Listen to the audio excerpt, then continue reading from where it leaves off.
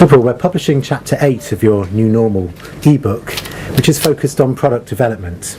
And we've come through the wealthiest period ever in the history of the world pretty well, yet spending on R&D seems to have declined. What's the impact is this going to have on the global economy and future growth?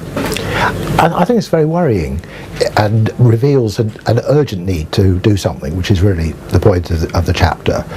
Shell's CEO Peter Voser said last year that it takes about 30 years for a new technology in energy and so to get to 1% of the market. So nuclear took 30 years from 1950, wind has just about reached 1% of the market today, starting in 1980. We have been cutting back. My own company ICI in the 1990s cut back and closed its central research departments.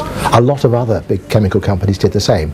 So at this point where growth is stumbling, we haven't got a pipeline of new products and services coming through. So this really is now, Will, a very urgent issue, and the chapter is trying to put forward some very positive ideas for things which can be done today. There's no time to waste at all, really. So would you say that we need a new approach to R&D then? Absolutely.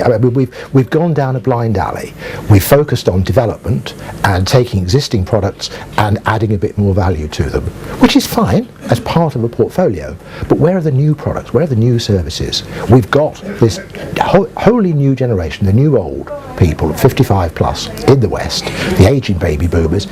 Almost nothing has been developed for their needs.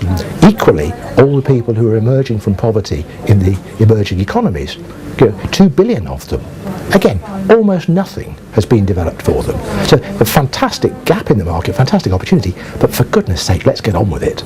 Could you pick out any examples that you think of that have developed so far where there's some really good innovative technology that's actually going to benefit society and possibly the chemical industry? Yes, there's quite a few examples that we use in the book. One that I particularly like is the Better Cotton Initiative, financed by companies like Levi Strauss.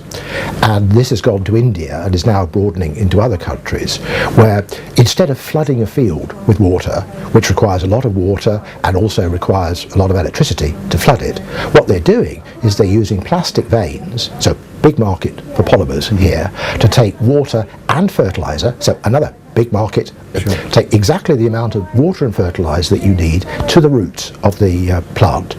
Great advantage of this is you're doing exactly what's required for the plants, so they grow well. You're not flooding the field and feeding all the weeds, so you need less pesticide. So the end result is that the farmer, this is on 3 years' work now, the farmer's income is actually up 20%. So the farmer can now afford to do more things as well. So you're not only growing more cotton and making things more profitable for that village, you're also stimulating further development. And this is the kind of shared value approach that is absolutely crucial going forward, because it means you can get very fast adoption, because everybody wins. It's not just some finance guy in a back room with a spreadsheet. And that kind of example you could see could have huge potential growth for demand for polymers too. Absolutely. The examples we use are all focused at the chemicals and polymers industry, because that's the one that we know. And the thing is, there is no shortage of opportunities. There just seems to be a shortage of recognition that these ideas are out there. And so this is really what we're trying to highlight. Look, here are people like Levi's, doing very, very well already. So let's follow their example. Thanks very much, Paul. Thank you.